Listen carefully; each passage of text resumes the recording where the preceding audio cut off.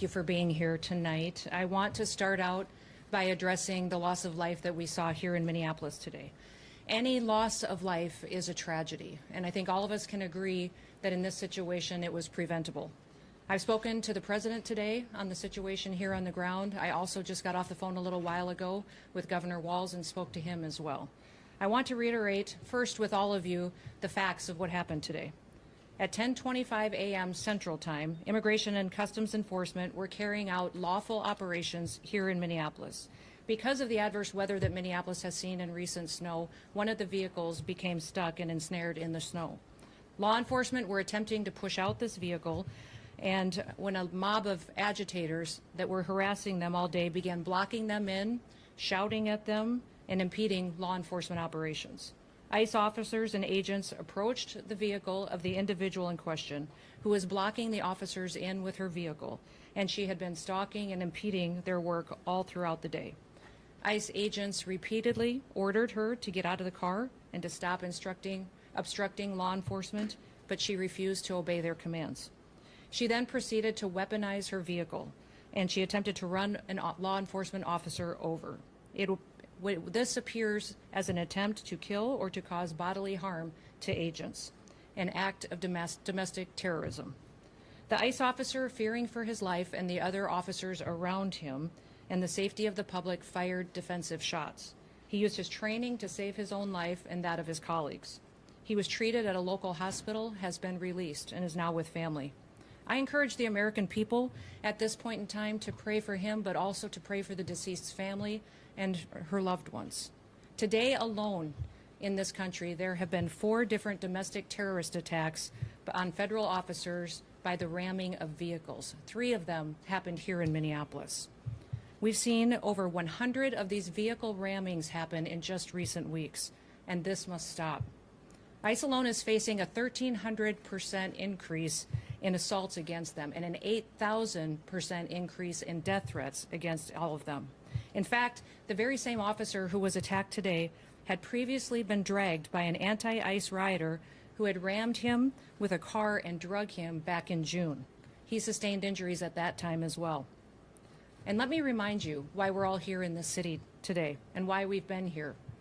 In communities across this country and here in Minneapolis, we're just enforcing the laws that we have in this country.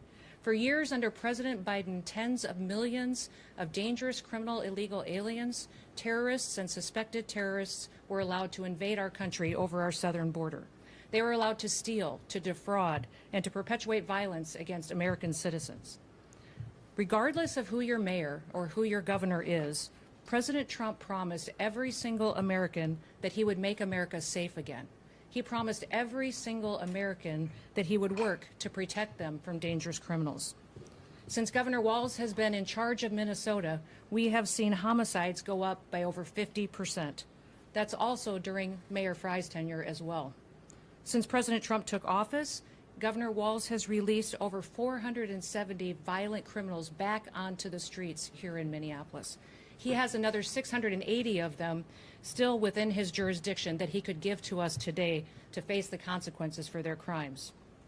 Because Governor Walz and Mayor Frye refuse to protect Minnesotans and instead they protect these criminals, that's why we are here. And we didn't just show up yesterday, we've always been here. But we're surging operations because of the dangerous situation we see in this country and because we're no longer going to allow illegal criminals to damage and harm, to kill, to sexually abuse, to proliferate drugs, and to steal American taxpayers' dollars. This state has faced unprecedented immigration fraud. It's seen unprecedented benefit fraud. Individuals were allowed to come into this country and set up fake companies and fake nonprofits and divert billions of dollars away from American citizens and those vulnerable citizens who truly needed the services from those programs. This city has burned before, and your mayor and your governor let it happen. President Trump is not going to let that happen. He and our federal law enforcement officers are here to bring peace and to bring public safety and to ensure that criminal activity is stopped and that people who perpetuate it will face consequences. Since we have been here in recent weeks, we have arrested over 1,500 criminals off of the streets. Our law enforcement has arrested murderers, known and suspected terrorists, child pedophiles, and other brutal criminals that were protected here in this city. We should all work together to protect our citizens. We should all protect the men and the women and the families who live here in Minneapolis, who live in Minnesota, and live throughout this entire country. I want to thank you for being here, and I want to thank you for focusing on the important work that our federal officers do and make sure that we're focused on the priorities of this country, and that's making sure that we're keeping people safe. With that, I'll take any questions that you may have. Secretary, no, Mayor Fry called the claims of self-defense BS. How do you respond to that? I say that he doesn't know what he's talking about. It's very clear that this individual was harassing and impeding law enforcement operations. Our officer followed his training, did exactly what he's been taught to do in that situation, and took actions to defend himself and defend his fellow law enforcement officers. Secretary, can you expand too on the agent's injuries? The president said that he's lucky to be alive. The officer was hit by the vehicle. She hit him. He went to the hospital. A doctor did treat him. He has been released, but he's going to spend some time with his family. Can you clarify whether he was hit before or after the gunshots were fired? I can't, but the FBI will continue the investigation and release more facts when it's appropriate. Secretary, no, has the agent been relieved of his duty, or can you give us any other insight? No, we're following the standard protocol procedures we do in situations like this. When there's an officer-involved shooting, we make sure that we get the facts and that we are getting the statements from everybody involved and make sure that investigators are handling the decisions. Secretary, no, have ICE operations paused because of what happened today? No, we're still out on the streets doing our work to get dangerous criminals off of the streets of Minneapolis. Can you give us any insight into your conversation with the governor? You know, Tim and I have known each other for years. We served in Congress together. We both ran for governor the same year and have served as governor at the same times. So we were colleagues, and we discussed what happened here today. We have two very different viewpoints of it. I talked specifically about the fact that we have laws. They need to be enforced. He knows that I believe sanctuary policies have protected criminals and placed a priority of them over the citizens that live here, and he knows we'll continue to do our work, and I encouraged him to work with us. We've never had a cooperative arrangement with law enforcement here. Whenever we've done investigations, whenever we've done police work, when we've been doing what we can to bring people to justice for the crimes that they commit, we haven't had the cooperation of the state of Minnesota or the city police here under the mayor's direction. If you talk to any of these federal law enforcement officers, they'll say that when they call for backup in a situation, that it's hit and miss. They were grateful today that the police chief and local law enforcement showed up at the scene and helped secure it to make sure that nobody was harmed and that the FBI could do their work. But I would encourage them to work with us, that we could form a partnership that would make sure that individuals have the opportunity to have a safe Minneapolis. Secretary, no, will body Over here. Do you stand behind the use of force, and will any of those use of force guidelines be altered or changed in the future? You know, it's clearly established law that a vehicle driven by a person and used to harm someone is a deadly weapon. Deadly force is perfectly lawful when a threat is faced by a weapon. So I do believe that this officer used his training in this situation, and we'll let the FBI continue the investigation to get it resolved. So just to be clear, did the shooting happen before or after the vehicle hit the officer? I know you keep asking that, but that doesn't mean that the FBI is going to give you an answer today. There will be an investigation. We want to make sure that it's factual. What I would ask is that as we go forward from here today, that we all remember that our job is to have peaceful discussions. I'd encourage our local law enforcement and state law enforcement to work with us. We are going to continue to operate here in Minneapolis and in the state of Minnesota to make sure we're going after dangerous criminals. One of the key focuses that we've had here is a focus on individuals who are sexual predators and are involved in child exploitation. When I was just here yesterday, we arrested individuals who were charged with criminal assault and sexual assault and people that exploited children. Why would you want to keep them on your streets? President Trump has promised to go after the worst of the worst, and that's exactly what we're doing in Minneapolis. By not working with us, Governor Walz and Mayor Fry are putting those criminals and prioritizing them over our children and our grandchildren. Governor Walz said that he is not going to give any heads up when there is going to And that's simply not true. He said that to me on the phone too, so I'll get him the documentation that he needs so that he knows that we would love to coordinate with him. He doesn't give us access to any information on criminals, let us know who he's detained, doesn't honor our detainers, and has individuals and criminals in his jurisdiction that he won't turn over us today too.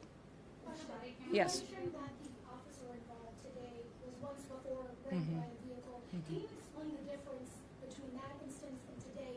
Was a firearm discharged then? If not, what was the big difference? I won't speak to that case right now, but we can get you the details and the information on that.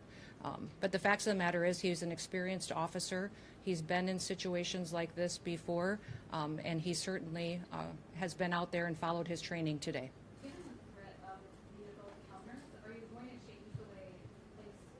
You know, people need to stop using their vehicles as weapons. This domestic act of terrorism to use your vehicle to try to kill law enforcement officers is going to stop. And I'm asking the Department of Justice to prosecute it as domestic terrorism because it's clear that it's being coordinated. People are being trained and told how to use their vehicles to impede law enforcement operations and then to run over anybody who gets in their way while they go out there and try to disrupt peace and public safety. And Americans deserve better. So can you say what they were As a National Guard. Deploy the National That hasn't been a part of the discussion. I know Governor Walz mentioned some of that earlier in his press conference, but we know we've got law enforcement officers here that will continue to work, and we're hopeful that the public recognizes that the work that we do every day makes America safe again. Can you get insight With that, into the operation that was happening at 34th Portland?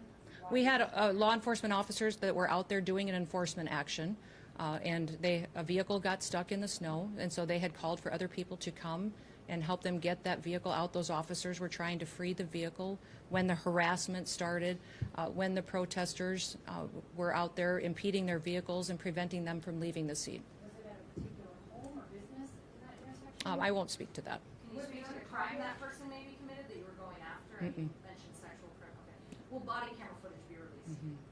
I will let the FBI decide. Were they on target today when they were in that neighborhood? They were returning back to headquarters, I believe, to start a new operation, had just completed one.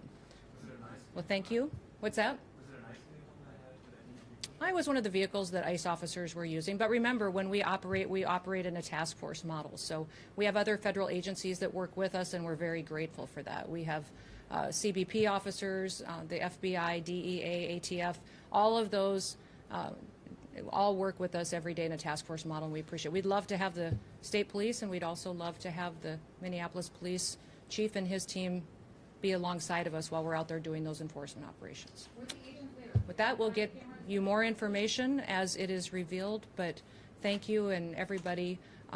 Let's work together to make sure that we can continue to help the city be safer, get more criminals off the streets, and ensure that our public has the opportunity to pursue the American dream in a city they can be proud of. Thank you.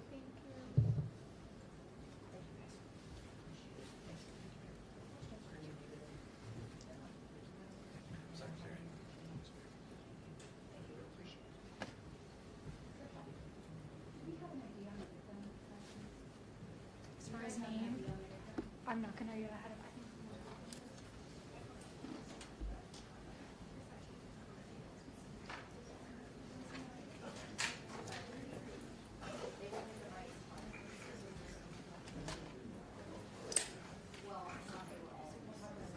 Thank you for coming. Thank you. Yeah. Sure.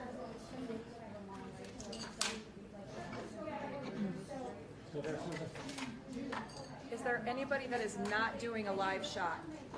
Is there anybody that is not staying for a live shot? You're not, okay? Okay.